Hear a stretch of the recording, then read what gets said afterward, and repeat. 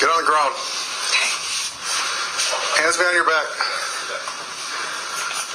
This is Minnesota State Senator Nicole Mitchell, and she has been arrested for breaking into her own stepmother's home. Both sides are arguing whether or not Mitchell committed an act of burglary. So she was arrested back in April of 2024, and now the trial has finally begun. Okay, so we have a lot to talk about. We actually have the footage of the senator in the stepmother's home. We have some of the testimony in the courtroom, and this senator is being accused of taking advantage of her power as a senator and prolonging this trial. So we have a lot to dig into. Now, before we start the video, make sure to please like the video. It's the #1 way you guys are helping this channel, but it also helps others see the videos as well, and this story is being underreported. I think people want to see what's going on right now in Minnesota. I know I did something bad. Those were some of the many words of Senator Nicole Mitchell in the early morning hours of April 22nd, 2024, when detained by law enforcement. I ask that you specifically remember those words throughout this trial.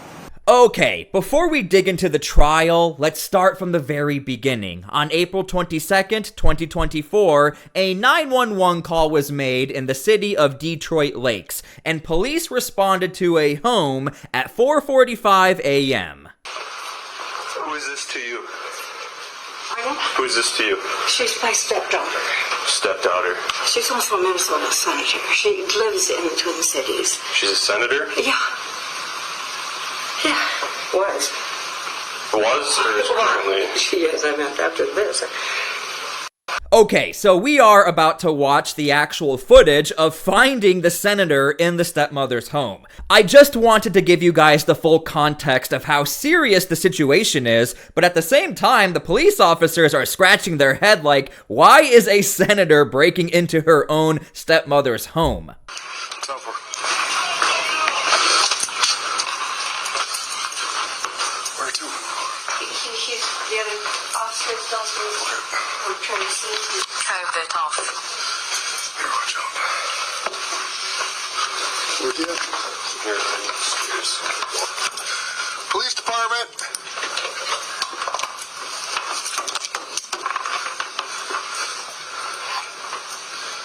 Underneath the stairs. So it's your motion now? How's the motion?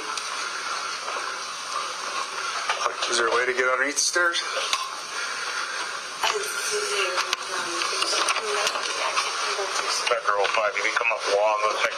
Okay, as we go through this footage, make sure to please leave your comments down below how you feel about this situation. I mean, at this point, you would expect that the senator comes out from where she's hiding, because the police have already identified themselves that they're in the area, they're in the basement, yet there's no senator. On driveway right to the back of the residence. Another bathroom.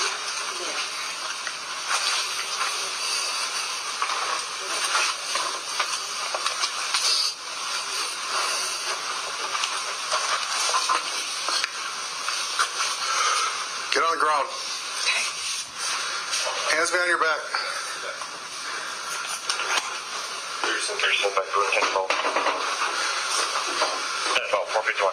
Okay, so I had to go back and verify. That officer walked past the door, but the door was closed, and when he came back, the door was open, and there was the senator. Now, I have to say this because I think the majority of us are thinking this. That senator is very lucky to still be alive. I mean, the fact that these officers are digging around the basement, they have clearly identified themselves, and the senator is behind a closed door. And if you haven't already, make sure to please subscribe to my channel so I can give you guys more updates on this story. Let's continue.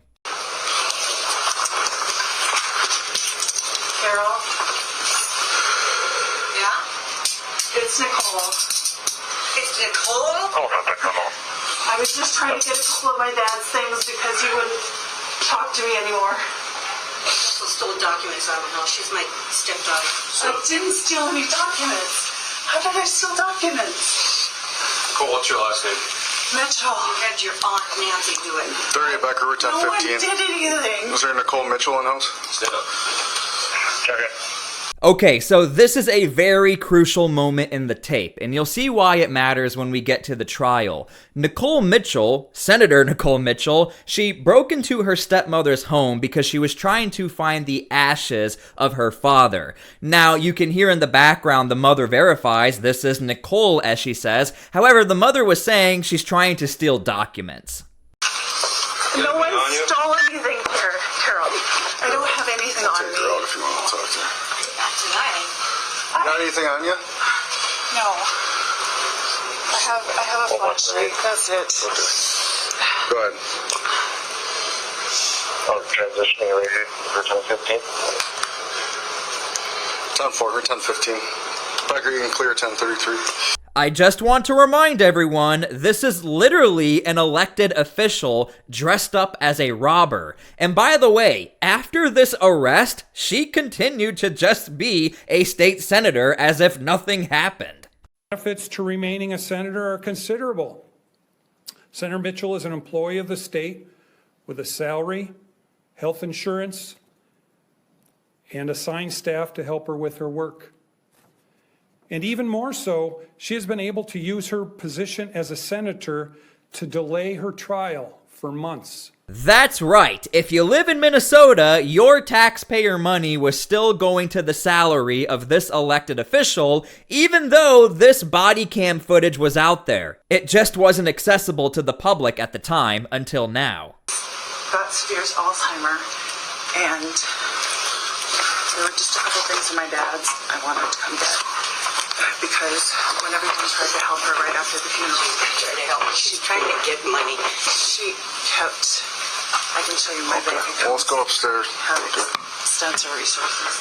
Okay, so here's where things get interesting. According to the senator, her stepmother has Alzheimer's, and because of that, it's become very problematic as far as any lines of communication. Now, I am not defending the senator, but I will say, for anybody who's ever dealt with a parent who has Alzheimer's, especially towards the end of life, it can be difficult to get anything done as far as signing documentation, or as far as trying to figure out what is going to happen with all of the personal possessions once you leave this earth. A trial now could have impacted the balance of power in the state Senate as they await a special election to fill the seat of Carrie Dietzich. So now we're going to dig into the trial, but I just wanted to show you on a political side of things, if she's found guilty and this senator loses her seat, that could mean major implications as far as shifting the power to a more Republican side of things for Minnesota. I know I did something bad. On the night of April 21st, 2024, Carol Mitchell, then a 74-year-old widow, went to sleep in her Detroit Lakes home. It was the last time that she would feel safe in that home. That is because in the early morning hours of April 22nd, the defendant broke into Carol Mitchell's home. She broke in through a basement window using a crowbar and was caught red-handed a short time later. This case won't be about speculation. It won't be about trying to read between any lines. This case will be about what the defendant did, what she admitted to, and what you will see and hear with your own eyes and ears. Okay, they were in your backpack, shoved in a window. The whole backpack was shoved. Do you understand where I'm coming from? I do. The whole backpack was shoved in a window. Mm-hmm. So, you're Mirandized. Did you try shoving that backpack out and it didn't go out?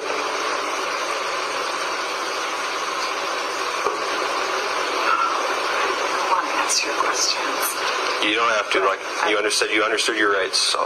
Now, this is not a tactic a lot of people are fans of, which is why a lot of lawyers say do not talk about anything in front of a police officer. But in this case, the police officer was inquiring, hey, were you trying to shove all of the things in your backpack through a window? And mistakenly, the senator sort of admitted she was, but then found out what was going on and then stayed quiet. The female, later identified as Nicole Lynn Mitchell, was ordered to the ground and placed under arrest. While being detained, Mitchell stated to the victim something to the effect of, "I was just trying to get a couple of my dad's things because you wouldn't talk to me anymore."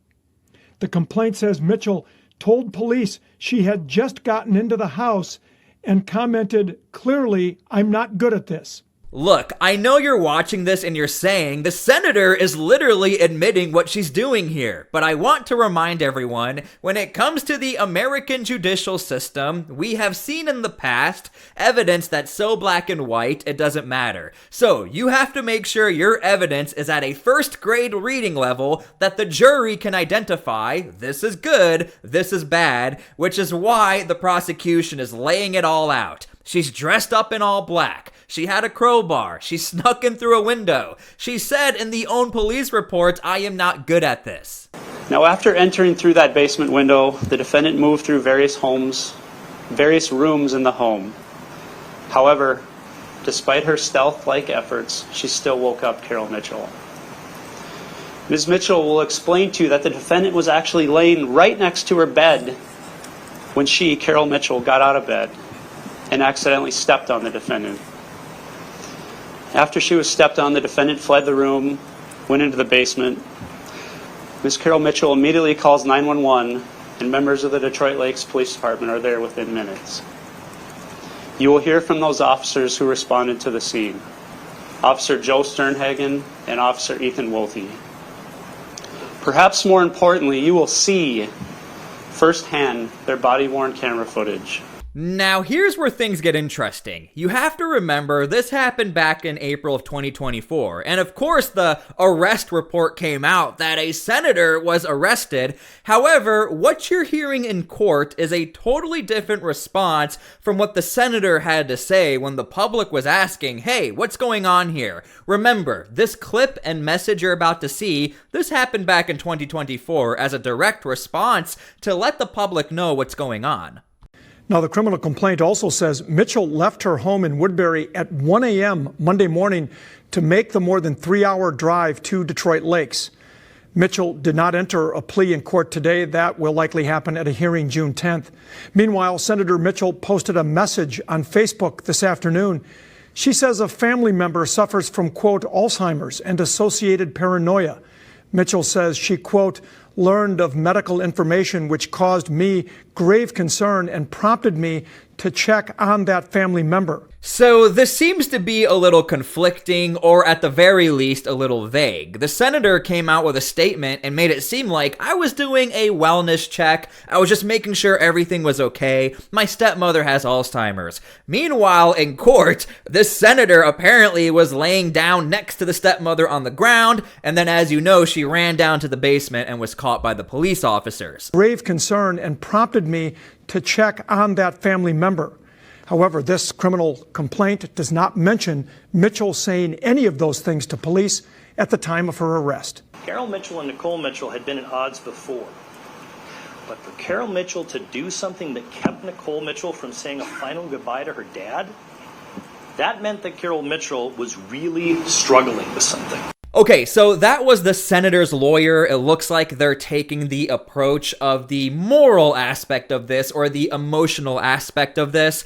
I think they are well aware of how much evidence is out there and how there are conflicting statements with that post compared to the police report, and this senator maybe unknowingly said a little too much on body cam footage. Now, what's also interesting about this emotional argument, I think it actually really hits home with other Americans. And again, these lawyers are appealing not to me, not to you, to the jury. A lot of us have dealt with lost ones, and if a key figure in a household like a father, they pass away, that can destroy an entire family. People start to fall apart. This is actually a pretty common occurrence. So again, I'm just trying to point out there and give you the total aspect of this argument. It looks like this lawyer really is trying to dig into the hearts of the jury. Next, it was the defense's turn. What matters for burglary is that they got in without permission and they intended to commit a crime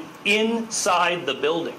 Unless the state's evidence can rule out that Nicole Mitchell entered just to check on Carol Mitchell, then the verdict must be not guilty. Make sure to please leave your comments down below how you feel about this defense. Again, I guess the argument is, look, you can come into a house without permission. However, and you have to prove you were in the house to commit a crime. And again, to be clear, this senator is being charged with burglary and having items associated with the burglary. But again, the defense team is arguing, well, you have to prove that she was trying to commit the crime of burglary, even though we know she was in the house unannounced. What about that second part? Must be not guilty. An officer first on the scene testifying to his interaction with Mitchell. She left her house in Woodbury at 1 a.m. to come to the residence in the Detroit Lakes to get some of her father's items. Ashes, a flannel shirt, and other mementos, she said. Body camera video showing some of the exchange. She's gotten paranoid and thinks we're all out to get her and won't let anyone in the house. And I just wanted to get a couple of my dad's mementos. And that's all. I don't want to misrepresent the defense team and the senator too much, but what it looks like from the outside in, it looks like they are trying to invoke this emotional response. Imagine you lost your father and you want his ashes back. Is it really a burglary? Does it have anything to do with that, or were you just simply walking in to check in on the situation? That is what it appears everything looks like from the outside in. Maybe you can correct me if I'm wrong, but again, there's a admission from the senator herself that she was in the house, and the defense team knows she was in the house. But the question is, was everything we saw a crime? I will leave that up to you guys. Ultimately speaking, it's going to be up to the jury. Anyway, make sure you guys please subscribe to my channel so I can give you guys more updates on this story. I have friends in Minnesota that have no idea this is going on right now, and I want to mention, as all of this is happening, she is still being paid as an elected official in Minnesota. She still has state authority currently. So anyway, thank you guys for being here. God bless, and we'll see you all later. Peace.